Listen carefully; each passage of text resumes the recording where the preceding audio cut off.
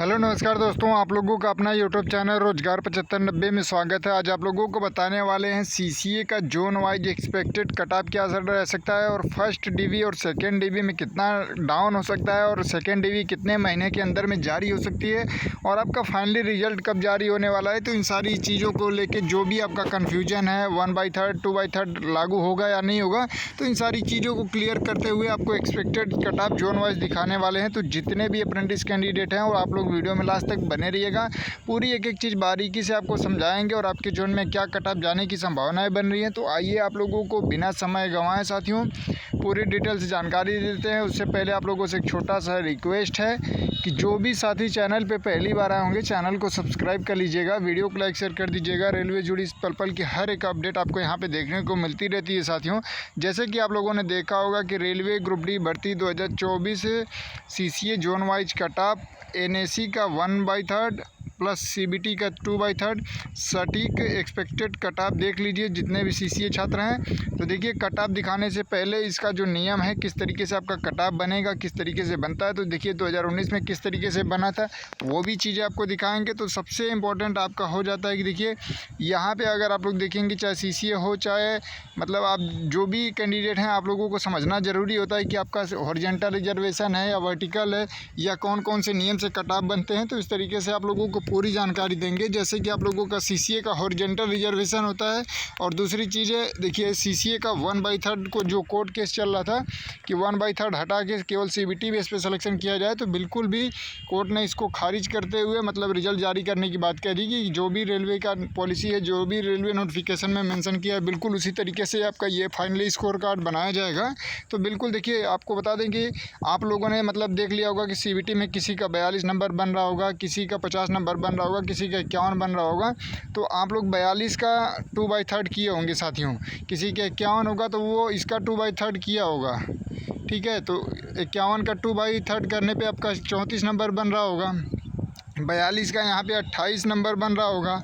तो इस तरीके से आप लोग अपना एनएसी का 1/3 करके जोड़ लिए होंगे कि आपका 55 बन रहा है, 60 बन रहा है, 65 बन रहा है।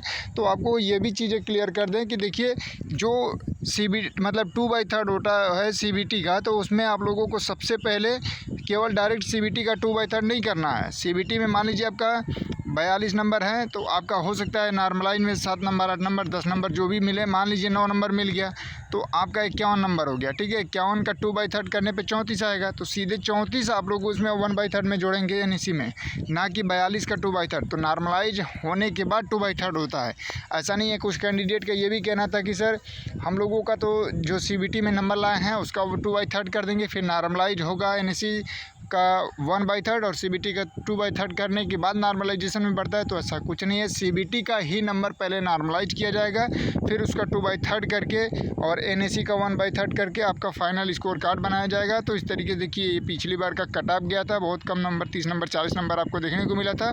और अब की बार की क्या स्थिति है साथियों, यहाँ पे आप लोग देखिए, यहाँ पे देखिए railway group D CCA expected cut off 2024 यहाँ पे आपका जोन शो कर रहा होगा। और यहाँ पे देखिए फर्स्ट डीवी कट ऑफ, यहाँ पे सेकंड डीवी कट ऑफ क्या रहने के चांसेज लग रहे हैं।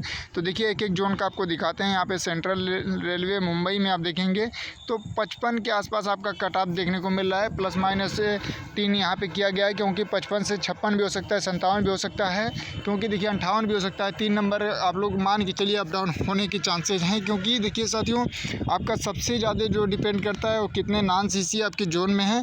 तो इसी वजह से +-3 नंबर तो मान के ही चलिए। अगर मान लीजिए अगर आपका 55 से प्लस नंबर 3 नंबर हो गया तो यहाँ पे आपका 58 अगर फर्स्ट डीवी में चला गया तो वहीं पे यहाँ पे सेकेंड डीवी में देखिए 53 +-2 करके रखा गया है, ताकि अगर वहाँ पे 58 गया तो यहाँ पे 56-57 यानी 53 का 2 नंबर यहाँ पे मान के चलिए। अगर वहाँ यहाँ 55 से 3 नंबर 2 नंबर माइनस हो गया, मान लीजिए 53-54 आ गया, तो यहाँ 53 से 2 नंबर माइनस कर लीजिए कि 51 नंबर कटा जा सकता है। तो इस तरीके से ये प्लस माइनस आपको समझने होंगे। और ये जो सेकेंड डीवी है ये कम से कम 2 महीने 3 महीने कम से कम समय लग सकता है सेकेंड डीवी के लिए जब आपको बुलाया जाए। तो फर्स्ट डीवी के लिए ये आपका एक्सपेक्टेड कट ऑफ देखिए, वेस्टर्न रेलवे अहमदाबाद में 53 +2-3 आपको देखने को +3 नंबर आपको अप डाउन देखने को मिल सकता है। वहीं सेकेंड डीवी में देखेंगे तो 51 ±2 ही करके चलिए और ईस्टर्न रेलवे कोलकाता में 57 नंबर। यहाँ पे थोड़ा कंपटीशन आपको ज़्यादा देखने को मिलेगा। यहाँ पे +3 नंबर आप माइनस करके चलिएगा। फिर यहीं पे सेकेंड डिवी में 55 ±2 आप लोगों को अप डाउन देखने को मिल सकता है। फिर आपका आ जाता है ECR पटना, जहाँ पे देखिए पटना, रांची और अजमेर यहाँ पे सबसे कम कंपटीशन था, 5-6 लोगों में कंपटीशन था। तो यहाँ पे भी बहुत ज़्यादा अंतर नहीं है, लेकिन 56 नंबर यहाँ पे अब तक जो डाटा हम लोगों के पास है उस हिसाब से एनालाइज़ करने के बाद 56 नंबर आ रहा है। तो मान लीजिए 5-6 लोगों में कंपटीशन है, तो हो सकता है सभी रियल अप्रेंटिस में बहुत कम नॉन CCA पाए जाएँ। तो ये हो सकता है 54 भी जा सकता है, 55 भी जा सकता है, या 56-57 भी जा सकता है। मगर अगर यहाँ पे प्लस माइनस होगा तो वही चीज़ें यहाँ पे 54 से, अगर यहाँ देखिए फर्स्ट लिस्ट में अगर 56 से 2 नंबर 3 नंबर प्लस होके गया, तो यहाँ सेकंड में भी 54 से 2-3 नंबर प्लस कर लीजिएगा। अगर यहाँ से माइनस हुआ तो यहाँ सेकंड डिवी में भी माइनस कर लीजिएगा। तो इस तरीके से आपका ये एक्सपेक्टेड कट ऑफ बैठेगा साथियों। और दूसरे चीज़ आपको यहाँ पे देखिए रांची में भी 5 से 6 लोगों में ही कंपटीशन था। यहाँ पे देखिए 55 ±3 आप लोगों को कट ऑफ बनता नज़र आ रहा है। और सेकेंड डिवी के लिए 53 ±2। फिर अब आ जाता है ECR बिलासपुर, यहाँ पे 54 ±3 आपको अप डाउन देखने को मिलेगा। और यहाँ पे देखिए 52 नंबर सेकेंड डिवी के लिए आपको 52-53 के आसपास ही देखने को मिलेगा सेकेंड डिवी में।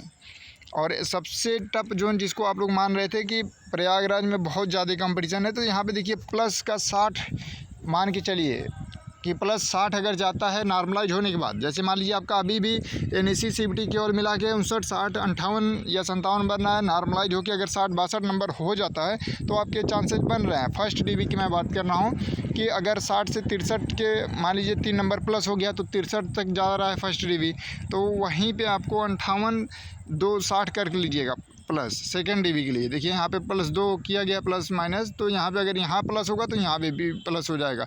तो मान के चलिए सेकेंड डिवी में 60-59 आपको देखने को मिल सकता है। तो इस तरीके से आप लोगों को बता दें कि ये आपके कट ऑफ रहने के अनुमान लगाए जा रहे हैं। काफ़ी डाटा एनालाइज करने के बाद, काफ़ी छात्रों से बात करने के बाद, उनका स्कोर रियल अप्रेंटिसों से डाटा मतलब पूछने के बाद साथियों ये एक्सपेक्टेड कट ऑफ बन रहा है। बाकी ये देखिए 1 जोन 2 3 4 5 6 7 जोन का हमने यहाँ पे आपको दिखाया। बाकी और जो बचे जोन है उसको अगली वीडियो में हम पूरी डिटेल से एनालाइज करके ही आपको पहुँचाएंगे। तो आप किस जोन से फॉर्म भरें, कितना आपका स्कोर बन रहा है, ज़रूर कमेंट बॉक्स में बताइएगा। और जो भी साथी देखिए इसको देख रहे हैं आप लोग, अगर इससे बहुत ज़्यादा अगर आपका कम बन रहा है, ये आपको जो हमने बताया ये फर्स्ट एंड सेकंड, अगर इससे ज़्यादा नंबर आपका 1-2 नंबर कम है तो ठीक है। अगर इससे ज़्यादा कम नंबर बन रहा है तो आप लोग अपनी तैयारी को काफ़ी आगे मजबूती के साथ करिए, क्योंकि 22,000 वाली वैकेंसी आपके सामने पड़ी हुई है।